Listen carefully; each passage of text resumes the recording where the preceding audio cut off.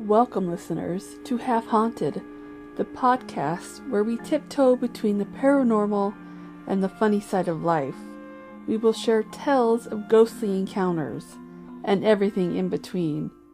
Join us on this hauntingly hilarious journey as we explore the unexplained, the eerie, and the downright funny encounters that life brings.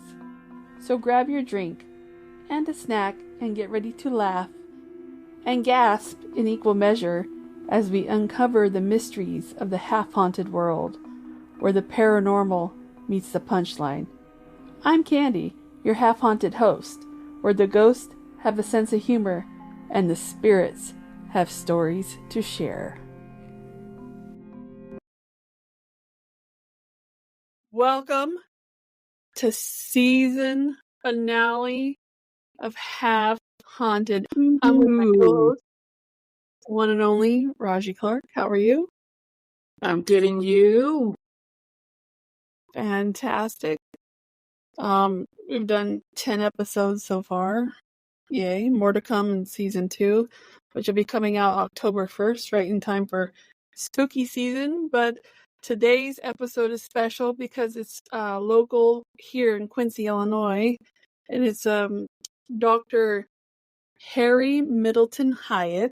He's a folklorist, that's how you say it, here in Quincy. And he was born February, let's see if I can read this while I'm reading from my phone. February 21st, 1896, and he died December 17th, 1978, 46 years ago, because I'm going to be 46. I was 10. Yeah, she was 10. I was 4. Well, when he died, I was 10. Yeah. Yeah. So, this is Adams County, which is the county I live in, Quincy. And like I was saying, he's Dr. HARRY Middleton HYATT. So a little bit about him. He was an Anglican minister, an amateur folklorist raised in Quincy, Illinois, right? Yes. Let's see. He received his MA and his, I guess, a DD as a doctorate, right? From Kenyon College and Oxford University.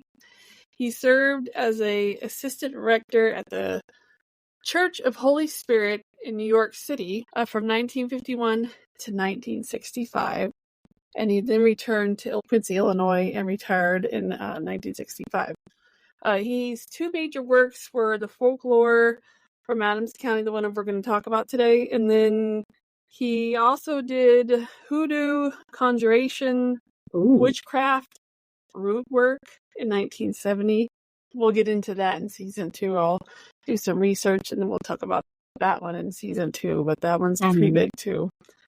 And he did some genealogy, the Millers of Millersburg in Kentucky, descendants of Walton of Baltimore and Company, and Harrison, Kentucky in 1950. So the bulk of this HYATT collection, some of it is here in town, just literally down the street from where I live at Quincy University.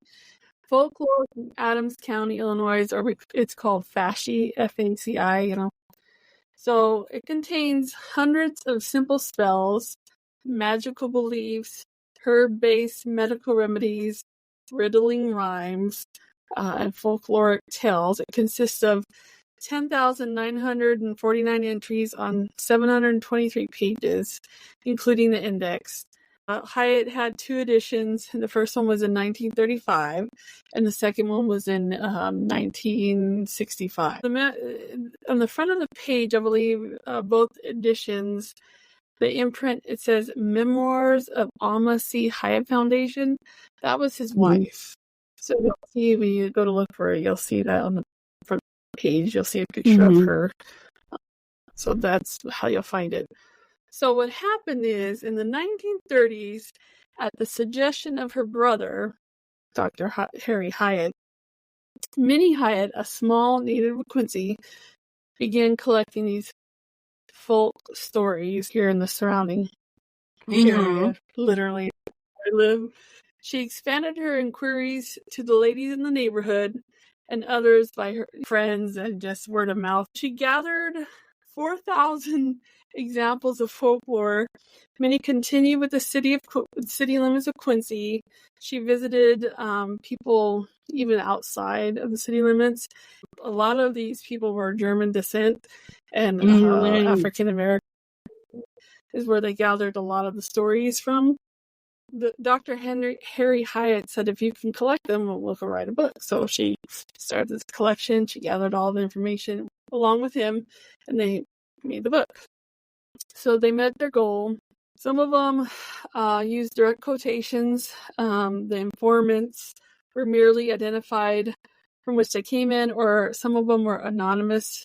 And you'll see in the writings they use Miss X or Mr. Y. They didn't want to have to use their real name.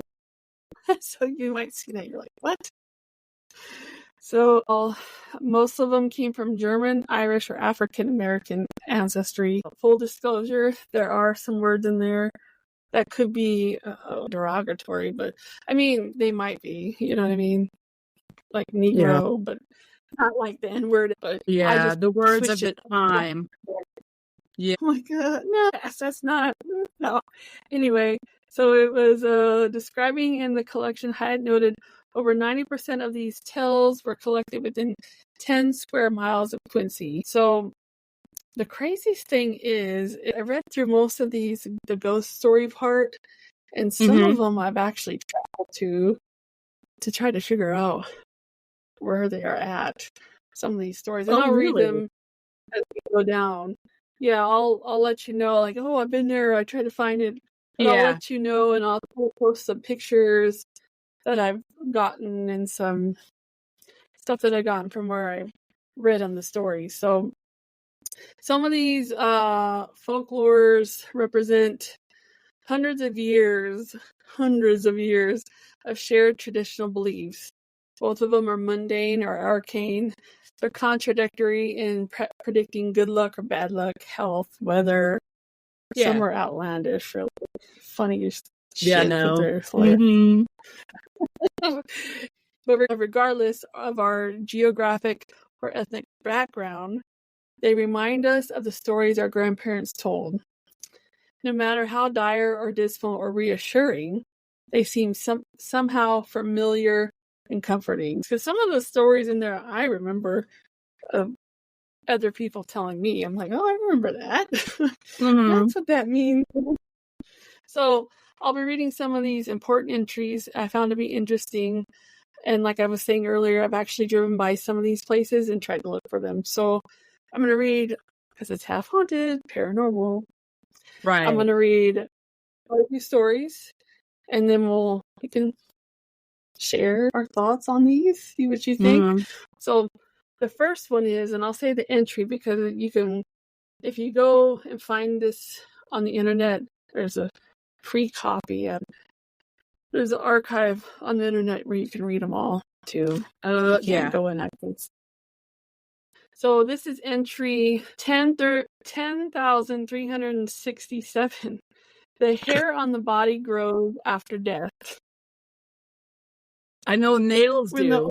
When the old cemetery on the site of the present courthouse in Quincy, I've been there, was removed years ago, it is said that workmen exhumed a man's body. The hair had grown down and had twisted around the feet.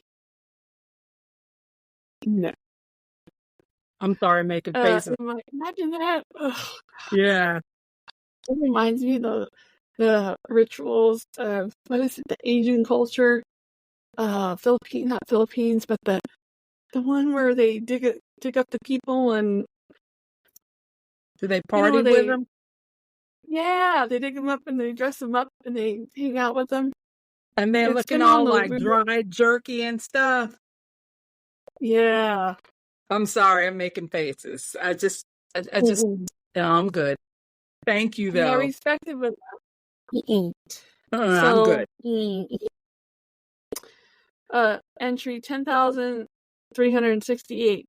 Some people say that the unusually large and beautiful violets in which the children used to love to gather around the old deserted Seaman property at 14th and Main Street, it's not too far from my house, were unusually beautiful because years and years ago, the cemetery there, the graves have fallen into abandonment and neglected by relatives and friends.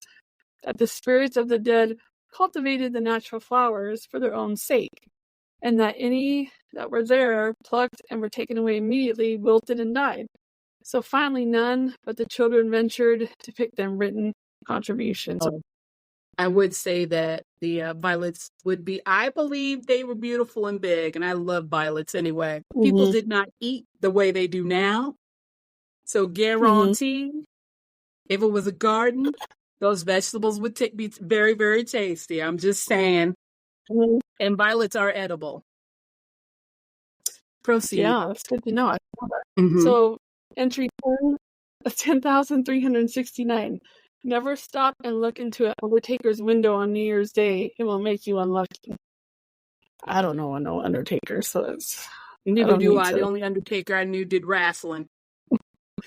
Okay, 10,413. A man years ago was killed on an old covered bridge near Kinderhook, Illinois, just a few miles from Adams County, and every time he would drive a horse over that bridge, he skidded all the way over. My mother would be in a buggy herself when the horse would skid all the way over. See number 10,455. So this Kinderhook I went to, really small town. I went 2 weeks ago while I was on my way to Alton. I had to go through Kinderhook, and I was like looking for this old covered bridge. Couldn't find it, but there was a small town. You believed when you're through it. There was a sign at church, a church sign that said, "All sinners welcome." Right. And I'm sure the people are nice. Yeah. No hate here, but it was just interesting. But I don't know. I mean, it's an older town. It's probably long gone. Can't find it, but church for sinners. It was. Okay, here's one.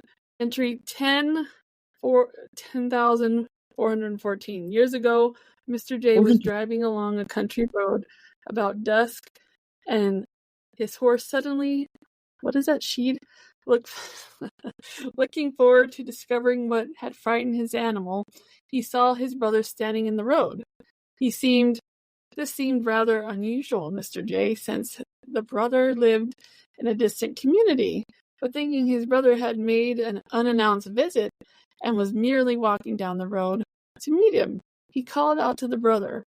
Then the apparition vanished. Some hours later, Mr. J learned that his brother had died about the time he thought he seen him in the road. Listen, you gotta remember, this is back 1935 and prior. You know, what they seen is real, you know what I mean? Crazy stuff. So, some other stuff. If your horse sees a ghost, look over his back between his ears and you can see the ghost. If your hair stands up straight on your head, there is a ghost playing with it. Some of these are weird. Oh, hell no. This ghost better show up in a freaking Circle K and give me winning lottery numbers. I'm not having it. And I don't own a horse. If you what's another one? If you lay, never go to bed thinking about ghosts. If you do, you will see them in your sleep. Yep. I believe I believe that. If you lay in your bed at night and you hear something talking and you can't see it, it's a ghost. Okay, now this one is kind of creepy, right? So what this number? Is entry 10,456. I scrolled up too high. Or 10,455 is the one I told you about, Kinderhook and the Bridge. Yeah. Some of them are like the same story, but told by different people. Oh, okay. So we're going to read 10,456. When I was a girl, I worked out. I was working in a big boarding house where there were lots of railroad men and cattlemen. We had a large lumber yard. About 3 about 3 blocks from us, and they could never keep a night watchman. He would work one night and then give his place up. I didn't know what was wrong. One day, several of our boarders were late for dinner, and I was waiting on them when one of the men said, "Do you know that the night watchman left last night again? Down in the..." Hold on a minute, I can't read for shit. Hold on. Do you know? Let me see if I can try. Hold on. Let me try when you where we at. Read it. One day, several of our boarders were late for dinner, and I was waiting on them when one of the men said, "Do you know the night watchman left last night again down to the lumber yard?" And one of the men said, "What is wrong? What is wrong down there?" This man said, "I will tell you, for I saw it myself. Every night between 12 o'clock and 1 o'clock, a man comes all dressed in white with a long measuring stick, measuring lumber. And when the night watchman sees the ghost going around measuring lumber, he just leaves, and you can't blame him." What? The man said, "What is wrong with you?" The other man said, "Well, if you don't believe it, I will take you down about 12:30 to the lumber yard and show you the ghost, and you can see for yourself." I stood and took in all they were saying. So one night, real soon after that, at 12:30, they went to see the ghost. Sure enough, they saw the man all dressed in white going around measuring lumber.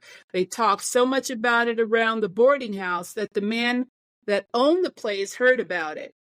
And when he went to the priest and told him he wanted to go to the lumber yard at 12:30 and see that he could do what he could do about the ghost, so the priest went. He took 2 boys to carry 2 candles and a boy to carry the cross. All 4 went out one night at 12:30. The priest saw the ghost measuring, and where's the rest of it? I'll read the rest of it. Lumber. He went up to the ghost and said, "What are you doing here?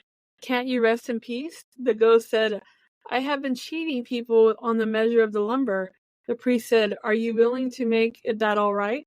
The ghost said, "I am here to be relieved." The priest said, "Go in peace." And the ghost left and never did see them again in the lumber yard. The ghost was the one that had died, and then when he was living he cheated everyone he waited on. This never happened. This happened over 50 years ago when the narrator was an old German woman lived in St. Louis, Missouri. Okay, Isn't first that of all, crazy? I remember. yeah, but and how they read and the punctuation of it all, it is hard to read. It wasn't you, it wasn't me, and that's crazy. I know. My eyesight. I'm like, yeah, that's wild. One night I heard someone call Molly, Molly. I said, "David, what do you want?" Thinking it was my brother in the next room. The voice said, "It's not David, it's Will." And said, "Molly, those dark..." Ooh, damn. Mm-hmm. Oh, yes. Okay, I'm going to finish reading because I'm short. I mean, that's not what I said. He said this, but it does say that. It said, "Molly, those darkies are fighting over there. It was my dead husband warning me not to go across the street." White people. Yeah. That's all I got on that one. Yeah. All right. Oh, Jesus. Let me see here. They. Oh. Probably fighting for a reason. Less pay, being treated like slaves. I mean, it is 1800 somethings, right? Yeah, this is like 1800s. Okay, I want to get up close because I know. It's how they wrote, how they spoke. It's very interesting. Yeah, there's another one that's interesting. It's stupid. The old lady dying on the operating table.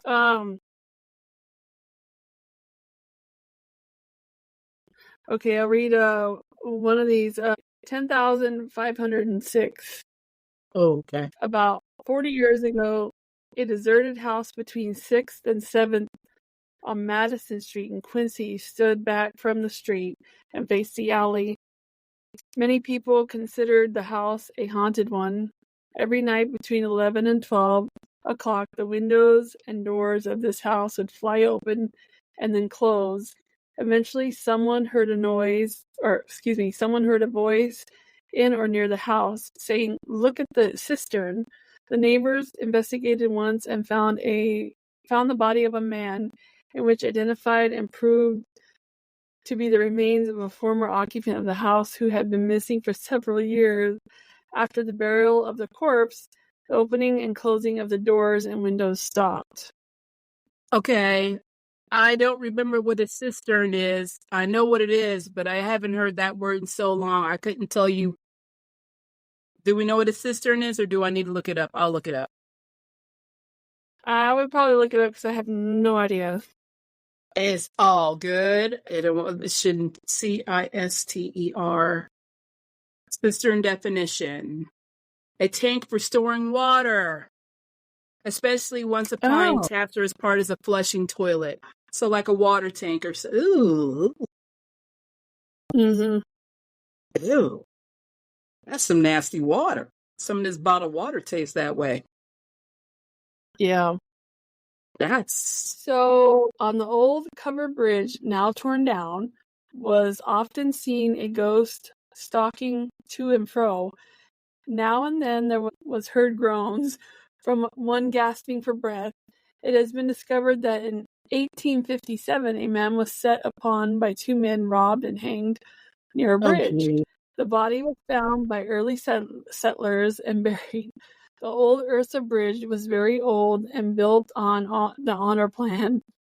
There was objection to it in the days of Otto's, since from one end of a curve prevented one from seeing the incoming car as it sped from the hill. So this town was only like 10 miles north of me. So it's not far from. So I went over there. There was a cemetery over there too. So I went over there, and there was like this old schoolhouse there. And I was trying to find this bridge, like torn down. I know you couldn't probably find it, but I kind of got an idea of it. And I think I've been driving on it this whole entire time, because there's like a little creek, that goes kind of like underneath it. I'm thinking that might be it, but I'm not sure. Because the bridge doesn't have a name.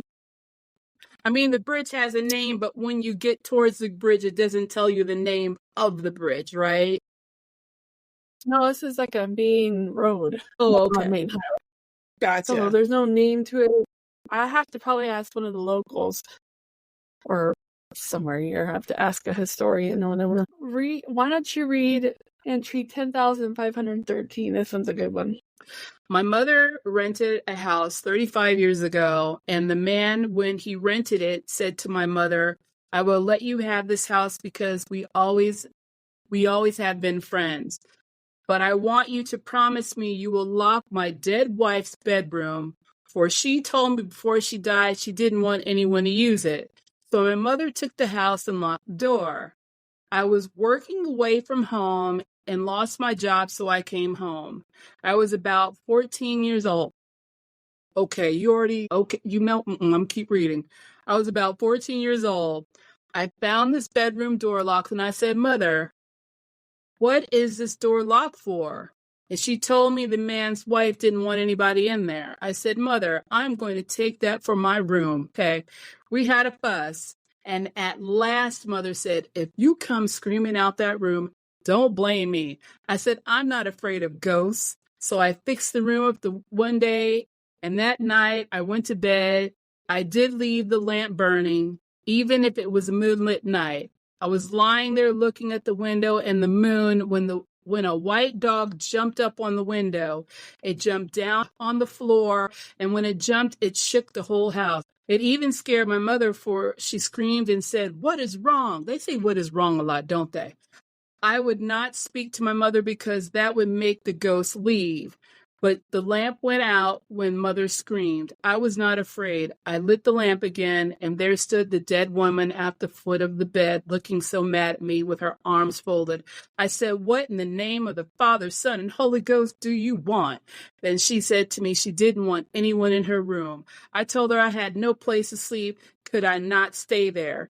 Then she said, "If you let no one come in the room but you. Don't even let them sit down or change their clothes or do anything in the room. I will not bother you. But if you let anyone in this room, beware. She disappeared, and I never let anyone in, and the ghost never came again. Okay, where's this house at? Let's go to the room. I don't know. Go mess with her. You're not the boss of me. It's like I'm in your room now. That's right. Boogity boogity. Wow. That's hilarious. They It's so have nothing funny. but time and ghosts. You know? Yeah, this is a funny one. So, entry 10,520. Yeah, I'm going to read it because it's... Okay, you read actually, it. Okay, ready? Yeah. Got it. The Burton... About 18 miles from Quincy it's haunted. A man was killed right in front of the cave. If you go down there in daytime, everything's all right. But if you go there at night, something will put you into the cave. So let me tell you about this cave, right? So I heard about this cave through another website. So I was like, let me go to the Burton Cave, right? So my little cousin, she was 7 at the time. We'll call her cousin B, Leslie. right? Because I don't want to use her. We'll call her cousin Leslie. So cousin Leslie, she's 7 at the time. She's like, I want to go for an adventure. I said, come on, get in the back seat. We're going on the Burton Cave, right? Mm-hmm. The map quest, we put the Burton Cave. Okay. It doesn't say anything that it's closed. We're going. He's telling us where to go. We're going. I'm like, okay, we get off the road on a gravel road. We're going. Mm-hmm. I'm like, okay. And I know it just rained like a couple of days before. And I'm like, all right. And then she's in the back seat. Cousin Leslie just I'm like, I don't think we're supposed to be back here. We're on someone's property. Oh. We're on someone's property. Okay. It apparently closed. And we were trespassing. I hope we weren't. I'm sorry if we were. But I had to stop because it was getting real muddy on one side. She saw there's some water. And I'm like, oh my God, we're going to have to be pushed out of here. I said, this is it. She's like, it's okay. I would have got out and pushed with you. So she's in Surrey, the Marquess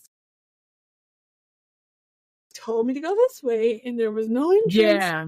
Come to find out, it's been closed.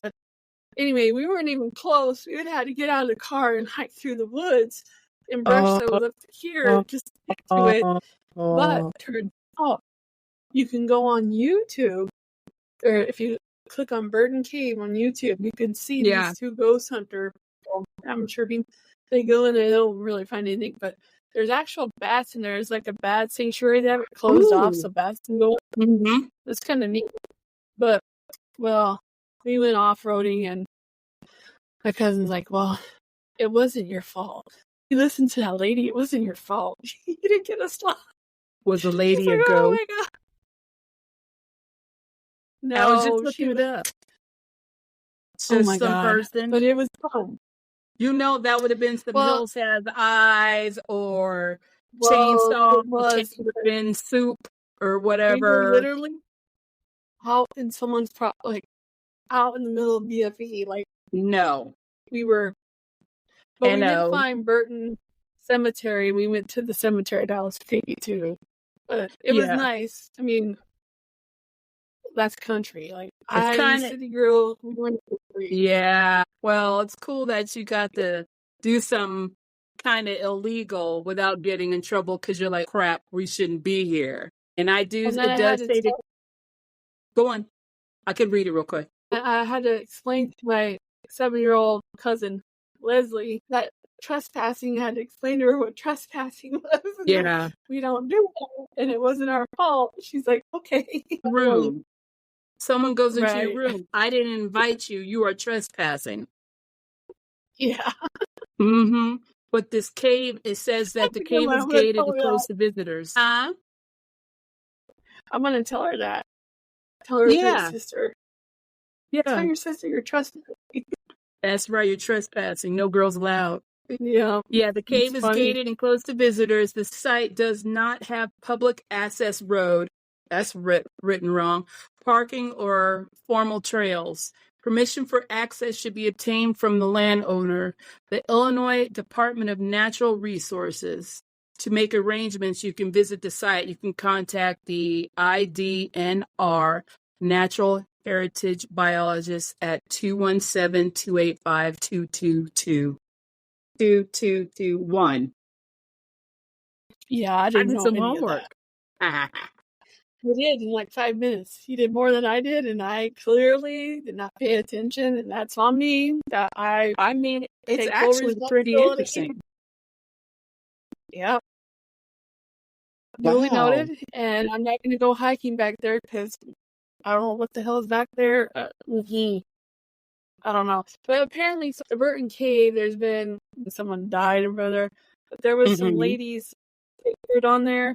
I guess some people were picnicking and they saw like a ritual happening. Ooh, no. A guy in a cloak, whatever. I don't know. Or they worshiping owl statues and setting them on fire, like up in California, or is it Oregon or Washington? I think it's California. It's a rich people thing. Don't invite me. Right. Now here's the last one for the ghost part, right? Yeah. So this one I've actually applied to. Like I actually didn't buy this one. So a well-known haunted house in Quincy was that of an Indian doctor which formerly stood on 12th Street between Vermont and Broadway, where an Indian had killed his white wife and then himself. After this tragedy, no one ever lived in the house, and it soon fell into ruins. The ruins, which were started at facilitation by boys throwing stones through the windows. There were the usual bloodstained, mysterious noises and lights. Some believe, in spite of the coroner's verdict, that the Indian had never died and his coffin had been filled with stones and buried. Others thought a mock burial had taken place. The live Indian having been buried but later exhumed.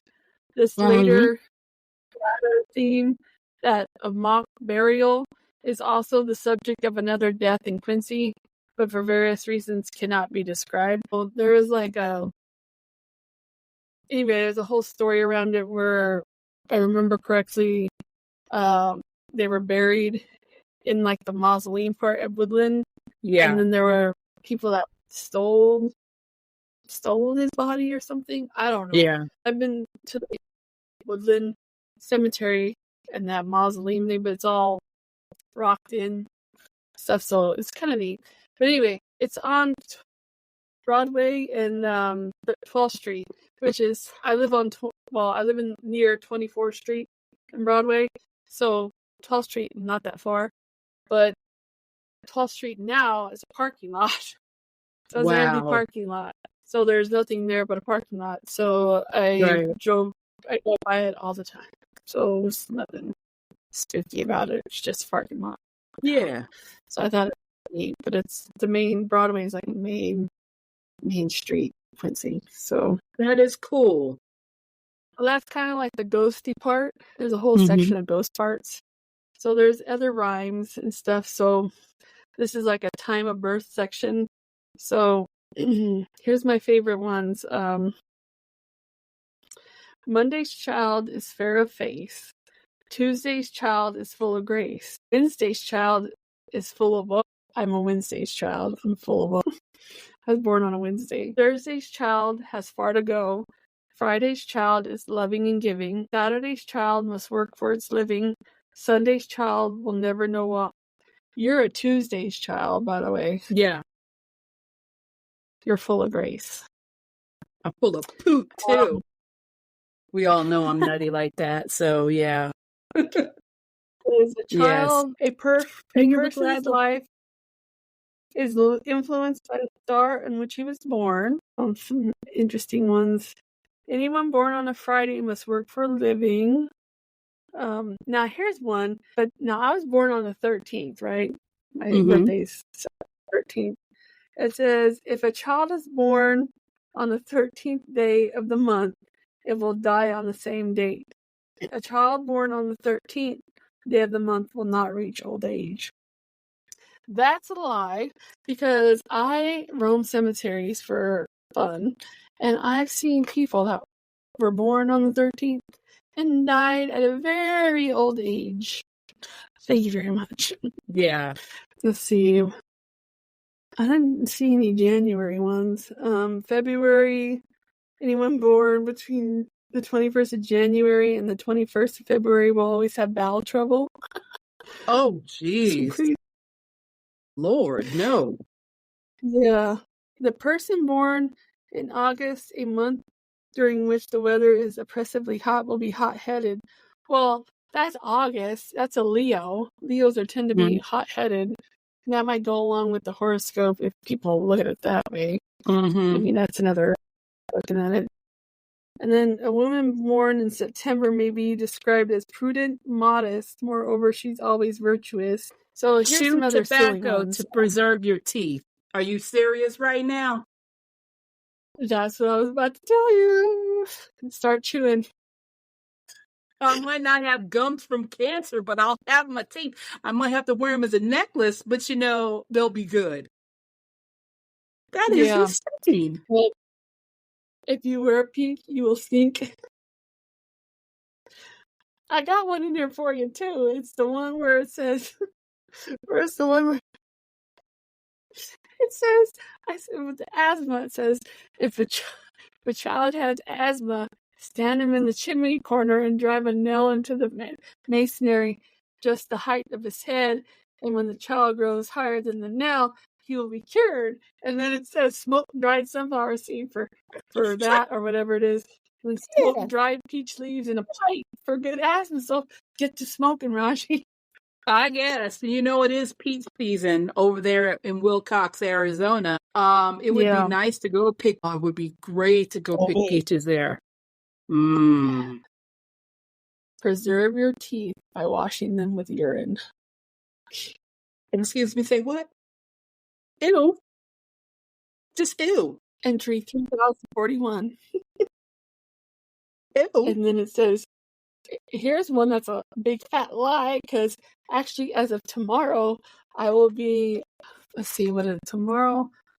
Tomorrow will be, hold on. Tomorrow would be, how many years? 10, 11 years that I quit smoking would be tomorrow. So this one's a big fat way. lie. Reduce your rate by smoking tobacco. Thank you. Wow. So, and then clean your teeth with cigar ashes to preserve them. A large man has a small penis. A small man has a large penis. A tall man has a large penis. A fat man, or a fat person, excuse me, it's always good-natured. A fat man has a little penis. That last word is seldom used by people. It is a substitution here and elsewhere for a variety of popular items. And here's another one. I'm going to close out with this one. Upon seeing crows, interpret the omen as follows. 1 is unlucky, 2 is lucky, 3 is health, 4 is wealth, 5 is sickness, and 6 is death. Well, I'll just go, birds, and look away. And last but not least, menstrual blood is poisonous. And with that said, thank you for listening to Half Haunted Season 1. This has been Dr. Harry Hyatt, Folklore. Take a look at his memoirs or his folklore of 10,000 craziness and actually interesting stuff. We thank you for listening to our podcast this season, and we look forward to our second season coming out October 1st. So thank you very much. Follow. You know what to do. That's right. Thank you. I'm going to go start chewing tobacco. Thank you. Love you. Love you too. Bye. Bye. Woo!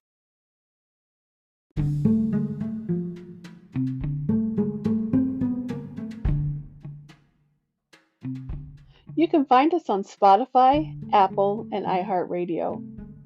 We have a Facebook group, Half Haunted, an Instagram page, Half Haunted 13, a YouTube channel, Half Haunted Podcasts, and a website, halfhaunted.com. Make sure you subscribe and follow for more ghostly experiences. And if you have any similar stories you'd like us to share on our podcast, please let us know by emailing us at halfhauntedpodcast@gmail.com. Thank you for listening and stay half haunted.